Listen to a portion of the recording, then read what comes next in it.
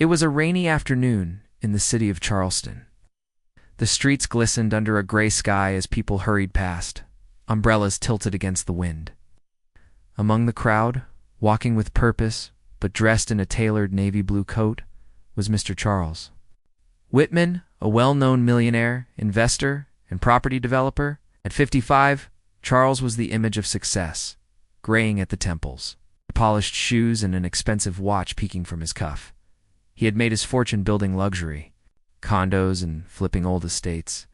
But on this day, he wasn't looking to make another deal. He was visiting an abandoned mansion on the outskirts of the city. It had been a mysterious property, long forgotten, covered in vines and stories of strange happenings. But to Charles, it was just another building ready to be turned into profit. He had sent his assistant ahead with a team, but he wanted to see the place for himself. As he turned a quiet corner, the mansion came into view, tall, silent, and covered in years of neglect. Windows were broken. The garden had turned wild. The black iron gate was half open, squeaking in the wind. As Charles stepped through the gate, a voice stopped him. "Don't go in that house." Charles turned, surprised. A boy, no older than 13 or 14, stood across the road, was thin, wrapped in an oversized hoodie, jeans torn at the knees. His face was dirty, and his hair was tangled. Clearly homeless. Charles raised an eyebrow. "What did you say, kid?" The boy stepped forward, eyes wide with urgency. "Don't go in there, please. It's not safe." Charles scoffed, more amused than concerned. "Is this your way of asking for money?" "No," boy said quickly. "It's not about that. I live nearby, behind the store over there. I see things. I've heard things. People go in that house and don't come out." Charles's curiosity was piqued, but he remained skeptical. "You mean homeless people?" The boy nodded, and others too. "Saw a couple go in 2 months ago, never came out. I waited, I watched. They just vanished." Charles was quiet for a moment. There was something raw and honest in the boy's eyes, but logic quickly returned. "Look, kid, this one's no different." The boy stepped in front of him. "Please, I'm telling you, there's something wrong in there. You'll see things that don't make sense." Charles hesitated. The wind picked up, and the creaking of the mansion's porch echoed faintly. Still, he brushed past the boy. "I'll take my chances." He climbed the cracked steps, pushed open the heavy wooden door, and stepped inside. The air was thick, musty. The grand staircase in the foyer was covered in dust. A broken chandelier hung above, swaying slightly though there was no wind. The floor creaked with every step. Paint peeled from the walls and cobwebs filled the corners. Charles took out his flashlight and began walking through the hallway. Then he heard it. A soft cry. It came from the second floor.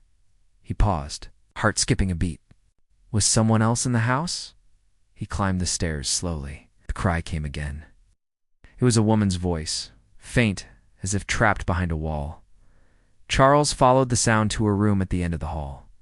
Its door was slightly ajar. He pushed. It opened. The room was empty, but then the air grew cold. Very cold. Charles felt it rush past him. And then, from the corner of his eye, he saw a shadow move. He turned quickly. Nothing. His breath quickened. Probably just an animal. "Let me go," whispered to himself. But then, something else caught his eye. A mirror on the far wall. It was cracked and covered in dust. Something about it was strange. He walked closer. In the mirror, he saw the room behind him, but something was wrong. His own reflection looked different, pale, hollow-eyed. Behind the reflection, a tall man in a black coat stood silently. Charles spun around. No one was there. When he looked back at the mirror, the man was gone. Suddenly, footsteps echoed from downstairs. Charles rushed out of the room and leaned over the banister. "Hello? Who's there?" No answer. He slowly descended the stairs, now gripped with unease, as he reached the first floor again. Something new caught his attention. A series of portraits on the wall. He hadn't noticed them before. Old paintings of men and women, dressed in outdated clothes, their eyes lifeless. One of the faces looked familiar. He moved closer and gasped. It was the couple the boy had mentioned. Their portrait looked aged, as if it had been hanging there for years. But Charles recognized them. Their disappearance had been in the news. How was that possible? He stepped back, shaken suddenly.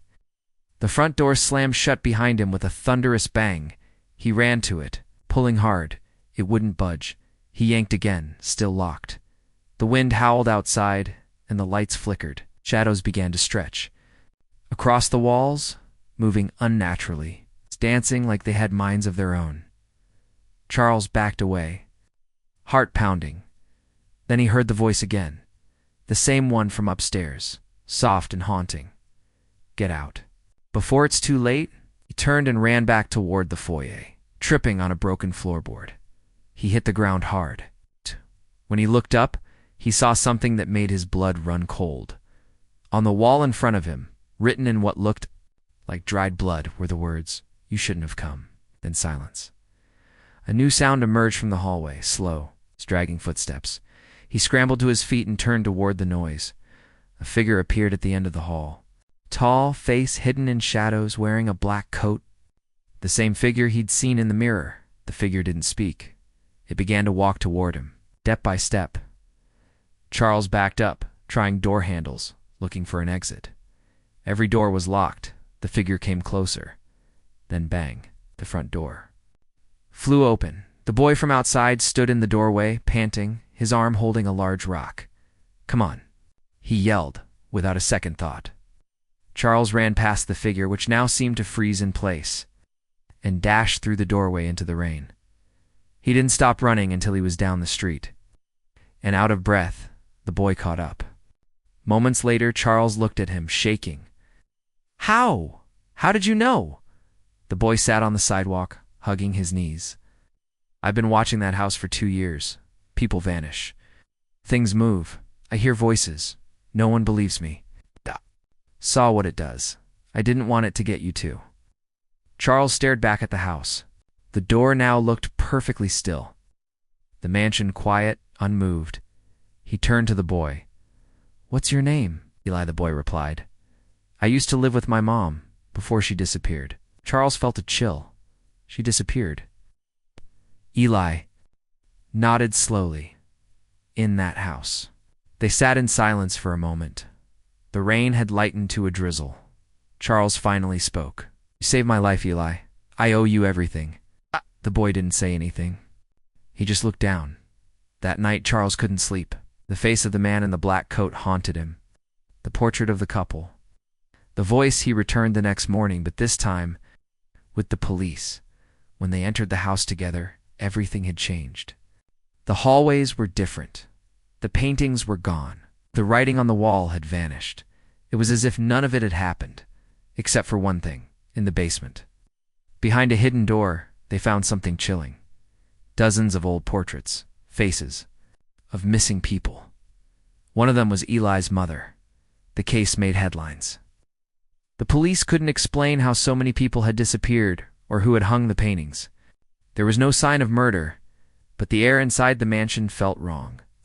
Cursed, Charles did something he had never done before. He decided not to buy the house. Instead, he had it torn down. Brick by brick, foundation and all. He personally paid for the demolition. And he made another decision that changed his life forever.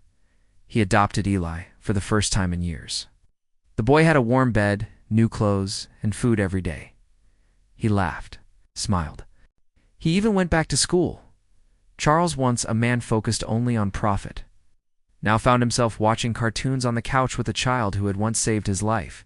He never forgot that day, and every time he passed where the house once stood, whispered softly, "Thank you, Eli."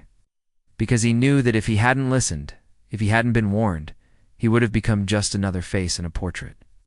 Forever trapped in a house that should never have existed.